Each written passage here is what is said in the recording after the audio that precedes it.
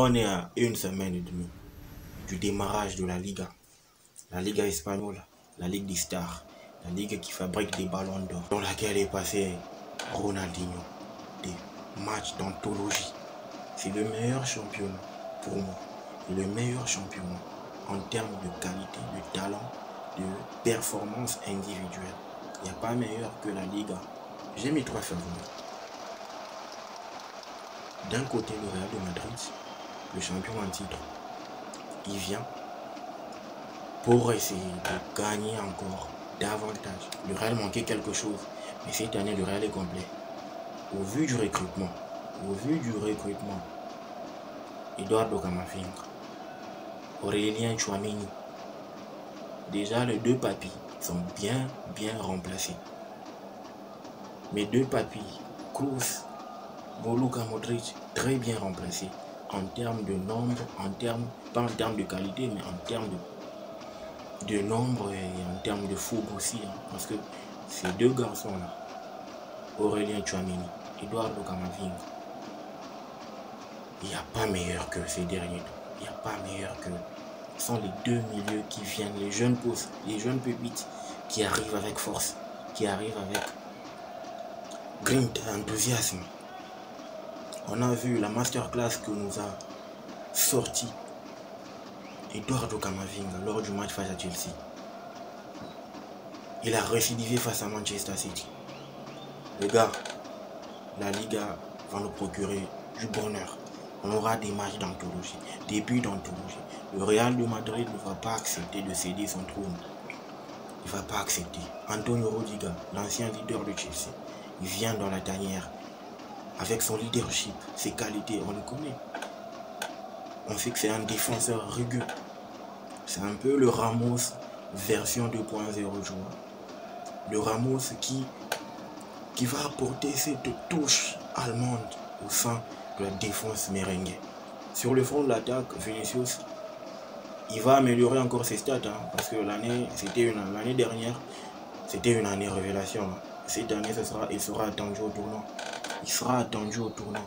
Il sera attendu au tournant pour répondre et améliorer encore ses stats. Parce que ça va être jovial, ça va être top.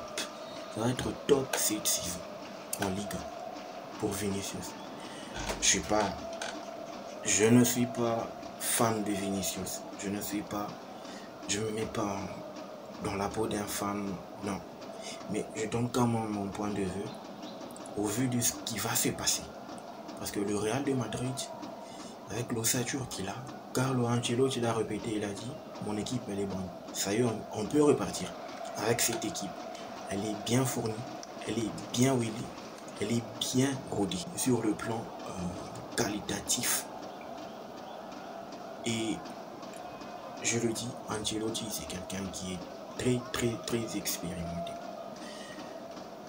Ce qui va jouer en sa faveur, et il va aussi donner quelque chose. Il va apporter une nouvelle touche, du sang neuf. Je sens que sur la ligne offensive, Eden Hazard va tenter de se frayer un chemin, mais Ancelotti a beaucoup plus tendance à le faire jouer en faux neuf, chose que je n'ai jamais vue chez Eden Hazard durant toute une saison entière. Je n'ai jamais vu ça. Et j'ose croire que le gars va essayer de se mettre dans la peau d'un bosseur, et si jamais les blessures parvenaient, n'est-ce pas, à lui lâcher un peu, ça va être quelque chose. Mais Rodrigo Vinicius sur la ligne d'attaque, bon, il n'y a pas à dire, il n'y a rien à dire, Les gars, c'est deux bonhommes. En plus, ils ont prolongé leur contrat avec le Real. Ces deux bonhommes-là, ils ne vont pas lâcher prise. Ces deux bonhommes, ils vont performer. Rodrigo, ce petit, il a quelque chose de particulier. Il est du genre timide. Mais il n'est pas timide face au but. Il sait marquer. Fede Valverde va redescendre un cran en dessous pour permettre à Rodrigo de grappiller beaucoup de minutes, hein, surtout qui compte s'imposer cette saison et bien préparer la Coupe du Monde qui se profile à l'horizon. Mais il faudra aussi compter sur les Blaugrana avec Xavi Hernandez. Xavi. C'est pour moi, je dirais que c'est un peu le petit Guardiola. Le Guardiola amélioré, quoi. Parce que il a donné du fil à retordre à Carlo Ancelotti. C'est vrai, il a donné du fil à retordre à Carlo Ancelotti. Ancelotti n'a pas su maîtriser Xavi. Pour preuve, lors du récent match, lors de la prépa, Ancelotti n'a pas marqué. Ancelotti n'a pas tiré. Xavi a maîtrisé la tactique d'Ancelotti. C'est là que je me dis que ce gars, si jamais il parvenait à bien maîtriser ces gens, à bien placer ces gens, non, mais je ne vois pas le Real aller avec un très grand écart. Non, je ne vois pas ça. Je vois le Real faire quelque chose de grand, mais le Barça cette saison, non. Ils viennent de se payer, mesdames et messieurs, le meilleur buteur européen.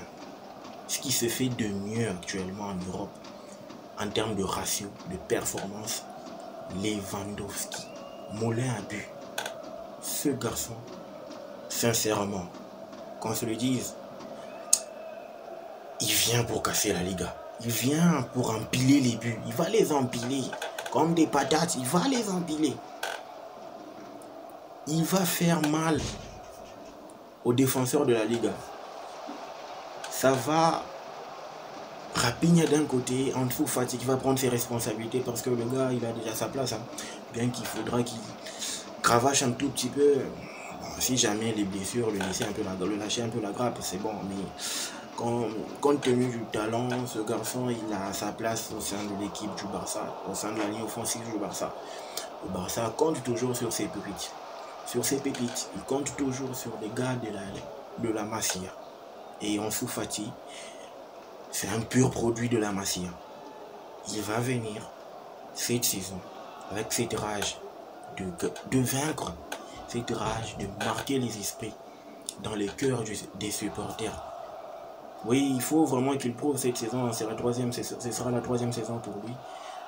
Si jamais ça n'allait pas, on va commencer à avoir un peu de doute là-dessus. Mais cette saison, il faudrait qu'il prenne ses marques, qu'il prenne ses responsabilités. Parce qu'il aura vraiment des sacrés clients. Hein. Dembélé a prolongé, Rapigne qui arrive. Memphis Depay, même si on dit que ça va, ces derniers temps, il est considéré comme un indésirable. Ce gars, il a un cœur de lion. Il a une mentalité de lion, c'est un courageux. Il ne va pas abdiquer. Il ne va pas abdiquer. Il va faire en sorte qu'il puisse aller de l'avant. Et ça, moi, je le crois. Parce que Memphis Depay, c'est un attaquant. C'est un très bon attaquant. Mais même si on le considère comme un flop, je ne sais pas ce qui arrive ces derniers temps aux attaquants, entre guillemets, vedettes qui viennent jouer au Barça. Je ne l'espère pas. Ou je ne le souhaite pas, Robert Lewandowski. Je veux que Lewandowski puisse aller titiller Karim Benzema. Parce que Karim Benzema, c'est le gars, plus il vieillit, plus il est bon. On dirait, c'est comme du vin. Plus il vieillit, plus il est bon. Karim Benzema. C'est devenu une identité, une marque pour la Liga. Il n'y a pas ce qui s'est fait de mieux en Liga ces derniers temps. C'est Karim Benzema. Benzegol. Benzemachine. Il n'y a pas ce qui s'est fait de mieux. J'attends cette bataille-là. J'attends cette bataille. Lewandowski d'un côté, Karim Benzema de l'autre. Surtout que le Real a su bien gérer Karim Benzema en lui donnant un repos vraiment bien mérité. Lewandowski, il vient s'imprégner. C'est vrai, peut-être que ça ne va pas décoller dès le mois d'août, mais Lewandowski, les gars, je vous dis, Lewandowski, il n'y a pas à dire. Il n'y a pas un mot à dire. Lewandowski, Benzema, ce sera une nouvelle bataille des attaquants. Des attaquants de grande classe. Surtout qu'il sera bien servi de deux coups mêlés. Si Ansu Fati, n'est-ce pas, parvenait à récupérer de ses blessures, de ses pépins physiques, Lewandowski va être bien servi. Il va être bien servi sur tous les plans. Franck Kessié, l'Ivoirien, notre Ivoirien. La dernière fois que j'ai vu un Ivoirien jouer au Barça, c'était lors du passage de Yaya Touré sous l'ère Guardiola. Mais je me dis que cette saison, Franck Kessié, c'est quand même un sacré client. Hein. C'est quand même un sacré client. C'est un peu genre un milieu box-to-box. Mais qui va apporter cette qualité physique qui manquait au sein du milieu barcelonais. Mais n'interrompt pas les colchoneros. Ils arrivent. Hein. Ils sont là. Ils sont des héros dans l'ombre. Ils travaillent dans l'ombre. Ce que je trouve un peu de choquant, ce que je trouve un peu d'inquiétant au sein de cette équipe de l'Atlético de Madrid, c'est le fait qu'il y ait un joueur qui n'a pas encore pris conscience que c'est un grand joueur en devenir. Joao Félix. Joao Félix, c'est un très grand joueur, à mon humble avis. Il n'a rien envié à Vinicius Junior. Il n'a rien envié à Rodrigo. Il n'a rien envié à d'autres attaquants de la Liga. Mais ce gars, il ne prend pas vraiment conscience qu'il est vraiment un grand joueur. Il ne prend pas conscience. Il ne s'est pas encore dit. On dirait un problème psychologique. Il ne s'est pas encore dit. Il s'est pas encore dit que voilà, moi je suis un grand, il faudrait que je prenne mes marques, mes responsabilités, performer en Liga. Parce que la touche, il y en a. La touche, il y a. La qualité, il y a. Hein? Il vient de l'école du Portugal. Là, on forme des attaquants. Il y a des grands attaquants qui viennent. On a eu Figo. On a Cristiano Ronaldo. Ils sont plus à présenter. Mais je me dis, qu'est-ce qui tourne pas rond chez ce garçon? Chez ce garçon, Joao Félix. Joao Félix. On dirait. Apparemment, les joueurs de l'Atlético de Madrid, ils veulent pas être des stars. Hein. Ils veulent pas être des joueurs qui jouent les premiers rôles. Ils laissent tout à leur entraîneur, Cholo Simeone. Le gars, tous les jours, il vieillit de jour en jour avec ses tactiques. À la défensive, il vieillit. On le fait réfléchir par les attaquants, la Liga. Ce gars, bon, ça y est. Ça y est. Ça y est, le gars est réfléchi. Je ne sais pas comment est-ce qu'il va rénover, mais je sais pas.